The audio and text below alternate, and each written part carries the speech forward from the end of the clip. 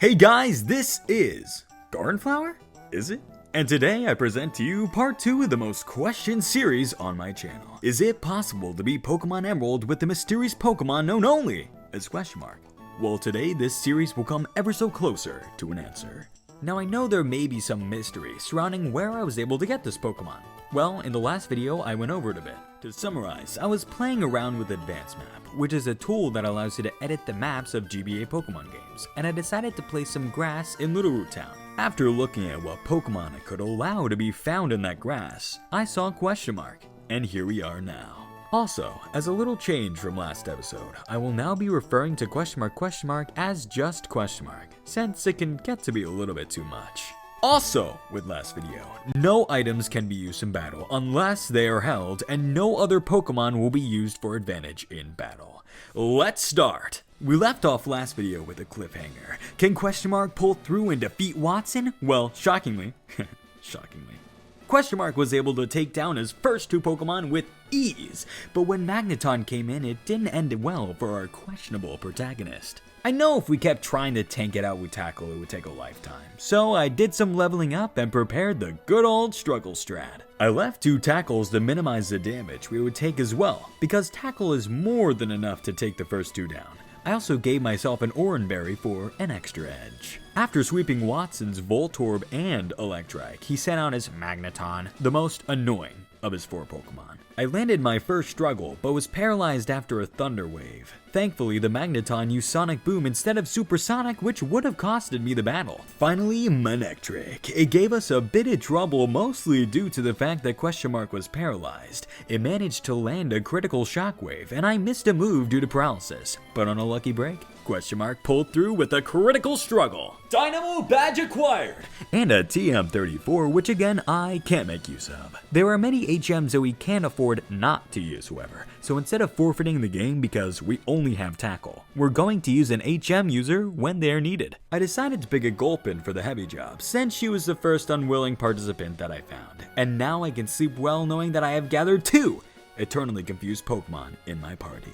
I'm kinda getting sick and tired of all these questions though. They always ask us who we are, or what we are, why we are who we are, and how.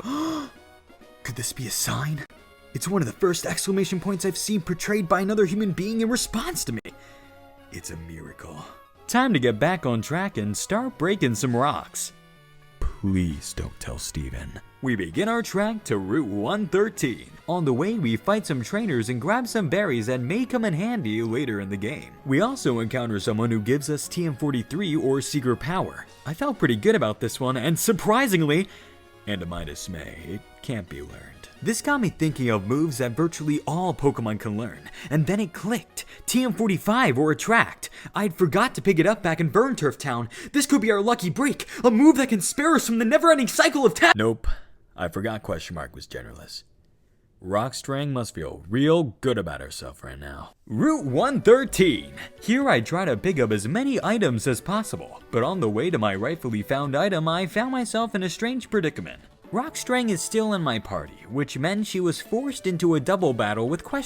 But since I don't want any advantage, and may I repeat, any advantage, I use Rockstring's attacks on our pal. And I will be doing this in any other instances a double battle occurs in the future. Near the end of Route 113, I found the TM for Double Team. I bet you know how that turned out. I was honestly really hoping this would work, and I thought it would be really funny since there are 2 ? You know? Like a double team? After a short adventure in the Ashes, we arrived at Philibiter Town only to find someone in the way of us getting rid of our unwanted companion Rockstring. Things seem to be rolling smoothly for Team Magma, however, since I found a pretty cool rock in the hands of a scientist. Finders keepers, am I right, boys? Now that some storyline is over, the game leaves us to stumble our prepubescent self back up to Mount Chimney, only to give us some more. Here we duel it out with a couple Magma grunts and push our way to the Magma boss. He mentioned something about real estate and that it's super important to start investing now or something, or maybe that was actually that Uber driver I had that one time. Of course the battle ensues and I am left face to face with the leader Maxie's Mighty Anna. I must say I'm not very fond of losing some attack due to the least intimidating person in the game. Question Mark proceeds to annihilate all in the way of our victory, with minimal scratches to show for it. After this quick detour, Question Mark and I begin our fight down the mountain and make it to Lava Ridge Town. Here I can finally get rid of rock strings, since I forgot to do it earlier. I also went ahead and picked up the egg that this lady gives you, because of this. Look at all these question marks! Not only can I rest easy knowing that I have 2 confused Pokemon, but now I have another eternally confused subject that's not even conscious yet. As long as I will it, this egg shall never see the light of day. Only a dark, discombobulating reality, like everyone else I've conquered. Now that's an achievement. Alright, that's enough fun for now. Let's get back to business. Time to beat the Lava Ridge Gym. The trainers here didn't put much of a fight when faced with the unknown. I guess people are afraid of it. Speaking of afraid, the new gym leader Flannery has been approached and should fear for her Pokemon's safety because Question Mark is healed up, power pointed up, and is ready to go. This battle went really well at first. We were able to one-shot our first 2 Pokemon, but when the camera up came out, it gave us more trouble than expected. Our tackle was close to a one-shot, but it left the camera up able to use Overheat, which did significant damage to our low special defense protagonist. We then landed a lucky critical, which put us back in the race, but with it came a price. A critical Overheat against Question Mark was the finishing blow. It was time for a change, a big one. Question Mark and I have been taking this playthrough way too lightly, and now it's time to get serious. It's time to train and make our way back to Dewford Town, make my way to Granite Cave. Sorry. A man in Dewford Town will give you an item called a silk scarf if you talk to him, and being as confused as we were last episode, I forgot to do it. A silk scarf increases the power of normal type moves by 10% in Gen 3, which is perfect for Question Mark since he only knows tackle. Also, not only does it increase normal type damage, it also increases confusion damage as well. It won't help us, but I think it's kinda funny. Although, when I'm holding the silk scarf, I can't hold status affecting berries, meaning if I get burned in this gym battle, my physical attack's damage will be halved, and I will very likely lose. Alright Flannery, I hope you're ready, because this time you will be the discombobulated one at the end of this battle. Like last time, her first 2 Pokemon are easily taken care of. But up next, the Camerupt. Luck, like last time, was on my side, and Question Mark managed to get a critical on the first hit. I'm not sure whether or not we would have one-shot it without the critical, but better safe than sorry. And last, but definitely not least, the Torkoal, destroyer of many runs. And then suddenly, a miracle occurred. Question Mark hit a critical tackle, making the battle a clean sweep. And with that, we defeated Flannery and earned ourselves the Heat Badge. May came and congratulated us on our easy win with a gift of a device that unsurprisingly moves our story forward. I also went ahead and stopped by the market at Slateboard because I wanted to check to see if Question Mark could learn Hidden Power, since it has the same cry as Unknown, or should I say Unown if you're wrong, as stated by someone in the comments of last video. And it turns out that it can't. I should probably stop trying.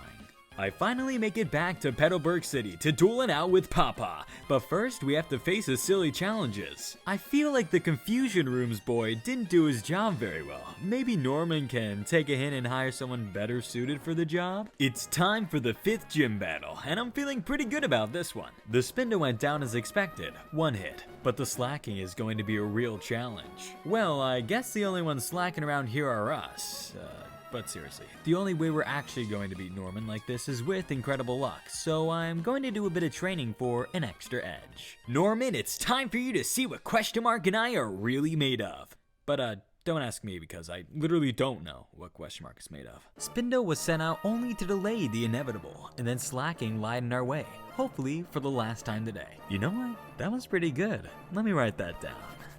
Tackle only did a little bit less than half of his health, and his counter did most of ours. We managed to get another tackle in while he loafed around and finished him off on the next turn. Next up was Vigoroth. Here we just missed out on a 1 hit, but so did he. Luckily, we're faster than any who oppose us, so he had no chance even with his potions. Last but definitely least, Leon, who stood no chance against our powerful grammatical warrior. After a close battle, I was given a balance badge and a useless TM. Promptly after, I got kidnapped by Wally's uncle and was given surf. Now that I have access to water, I can do anything. But first we have to catch something that can use it since, we all know who can't. Hello everyone. I would love to introduce a new addition to the family. I would like everybody to meet Surfin' Ahaya. I'm not quite sure if I had a joke for this name or not, but if I did, it was definitely not funny. Hello, I'm your local electrician. I hate to say this, but we cannot give estimates over the phone. It violates some laws, I think? No, we don't fix generators. We can see if power is going out of it and determine whether it's the problem, though. You want me to break it? Alright, I'll be there in 3 minutes. Oh, don't worry about paying. I just stole a couple Pokeballs I found on the ground. That just about makes a bill. Sorry, YouTube doesn't always make a living, so I picked up some side jobs with question mark to pay the bills. Please subscribe. We made our way over to Route 119, and might I say, truly nostalgic. This honestly is my favorite place in any Pokemon game, and it's the one that stuck with me the most. Every so often I go outside and just run to the music of Route 119 through my earphones. Wait, it's over? Dang it, speedrunning always ruins the game. I guess it's time to take out some of this unwarranted anger on these Magma Grunts. After literally wiping the floor with these youngsters, my eyes met with a gifted cast form. I always thought cast form was cool, but after putting it in the PC so many times and so many runs, it just shows how uncool it really is. I mean, it could have been something really great. It has the ability to change types for Lord Helix's sake. It could have been so much more than just a spot to fill in the Pokedex. They really did my man cast form dirty. Not now, May. I'm contemplating my respect for cast form. Oh, you're challenging me? If it's a duel you want, then it's a duel you will get! Alright, so we sweeped Wally's team. Whoa, that fight was so quick I mistook her for Wally! At least Wally actually wants to beat me. Speaking of beat, I'm getting a bit sidetracked from my original objective, beating the game and confusing the world. After a quick trek to Fortree, you know what? Speaking of sidetracked, I checked the calendar and realized I had started working on this episode at the beginning of summer, so I should probably start wrapping this up soon. Yup, that's right, procrastination hit, and I decided to delete some videos I had been working on. But I love this one so much that I decided to finish it. Anyways, if you like this video, I will definitely be sure to finish this series up sooner rather than later. I see that 95% of you aren't subscribed and only 0.3% of you are? Maybe you can help me out with that. Or just make an account, specifically one in the 65+ age range. That would be great. Anyways, thank you for watching, and as an ode to the old, good